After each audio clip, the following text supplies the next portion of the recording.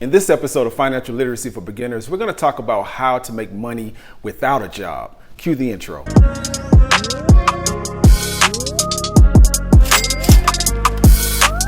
So I think the first thing we need to talk about when talking about how to make money without a job is the fundamental difference between working at a job and working for yourself. Those are two completely different things. And I think this is where people kind of get tripped up when they're thinking about working and making money without actually working a job. One of the things that I know a lot of people teach is there are a lot of, resources and things available right now, online things that you can do to make money, what have you. There are all these things that you can do to make money without working a traditional job. But I think the main thing that is not taught is those fundamental differences and kind of the core of how money is made.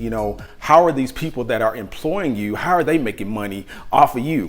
Those are the things that we don't really, understand at large. And I think those are the things that really separate someone from actually being able to be profitable and being able to sustain themselves without having a job and being able to, just kind of write their own ticket in terms of how they're making money. So let's talk about that for a moment. One of the first things you have to understand is, supply and demand.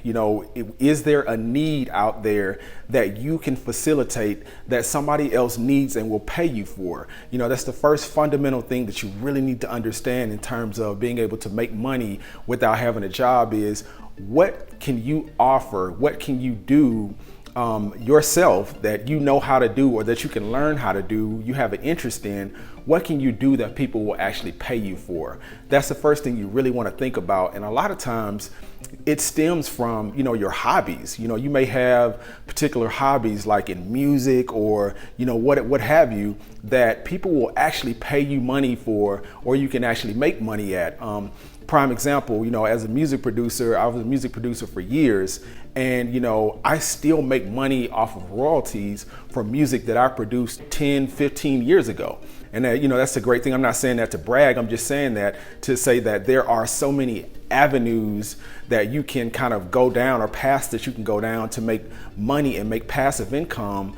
And it's stuff that you can do one time and then just keep making money off of those things. The fundamental thing that I had to understand to do that was that I have to be able to offer something of value so that someone else will want to buy that thing of value from me. So that's the first thing you got to get down is what thing that I can offer of value. What thing can you offer of value to someone else that someone else will pay for?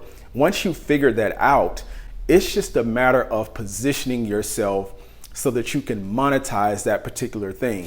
And that's where all these other avenues come into play. Like, for instance, like in music, something like a CD Baby or TuneCore or anything like that. Those are all services that you can use to, put your music out there and make money off of it. As people listen to it, as people, immerse with the things that you create. Whether that be social media wise, even here on YouTube. Like right now, we're talking about something that I have an interest in, which is health, wealth, and freedom. As a YouTuber, I get paid to share that information with you.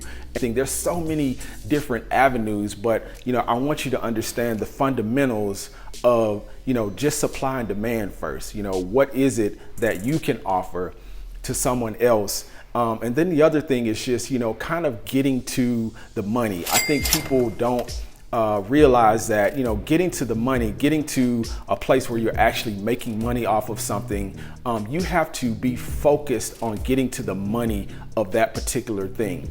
For instance, you can be talented at a lot of different things. You can be talented, the most talented person in the world, but if you're not focused on getting to the money at what you're doing, it'll be hard for you to kind of get past that point of just being creative at that thing or just doing that thing and not being able to reap the benefits financially of it. So I can't stress that enough. If you can immerse yourself into the way something makes money, you really, and you are creative, you really begin to start to see how you can kind of carve your own path in that particular thing. Early on in music, I was just creating.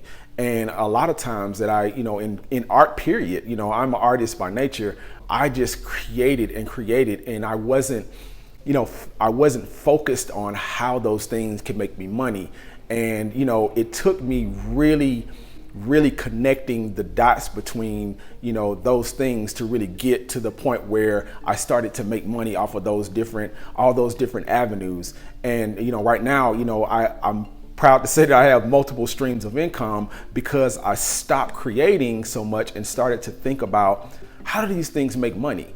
I know I'm good at these particular things. I know I'm good at music, visual arts and all these things, but how do they actually make money for, other people that I'm actually working for? And once I started to think about that, I started to be able to really connect those dots. So if you want to make money without working a traditional job, first get those skill sets, have something that you're good at, and then start to immerse yourself in how it makes money, and then start to do it.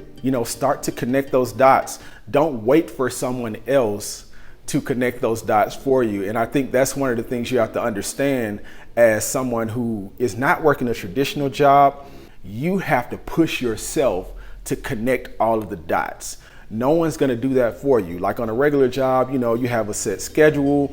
You may be doing a set number of tasks every day, and you go home. You're getting paid by the hour. So after you're done with your specific hours for those tasks, you go home. It's different when you aren't working a traditional job. When you're working for yourself or, providing a service for someone else, there's so much more potential to make more than you were at a traditional job, but it's actually going to take, sometimes more effort on the front end to kind of understand how things make money and how much effort you have to put in to, see the end result of a particular thing. It doesn't always come down to, you just sitting around doing what you want to do and the money just comes to you. It doesn't work like that. I know from experience, and I'm telling you from experience, it doesn't work like that. Sometimes you're going to actually have to work harder to get to the point where you are making that money. But there are so many different avenues that you can kind of take. And, the possibilities are endless. The possibilities are endless for how much you can make and how much you can change your life when you stop just working for someone else and you take that entrepreneurial spirit that you may have and you put that in action. So definitely consider that, and, just know that it's going to take effort and it's going to take time sometimes. But if you keep persevering and you keep pushing, you will see the light at the end of the tunnel. The last thing I do want to say on this topic is it's so important to educate yourself financially and how money works and with taxes and all of that stuff, because that is really the separator from if you're going to be able to keep your money, keep what you make, and versus someone who loses everything, time they make it. You may make a lot of money, and I see this time and time again.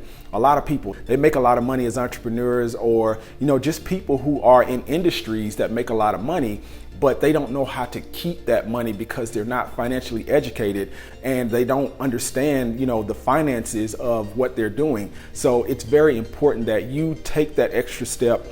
Just like you're listening right now, I think it's very important that we do have a solid foundation of understanding of financial literacy and all those things, because I know a lot of traditional, educational facilities don't teach that. By design, they don't teach that. So it's very important that we continue this dialogue and continue this conversation. And you don't have to be a beginner to watch this series. I encourage, if you aren't a beginner, please do leave some insight and comments down in the comment section below. That's very valued on this channel. So please do that. Or if you just have something that you want to say and something you want to share that is beneficial for the group. I hope this is helpful for someone. And until we talk again, I wish you health, wealth, and freedom.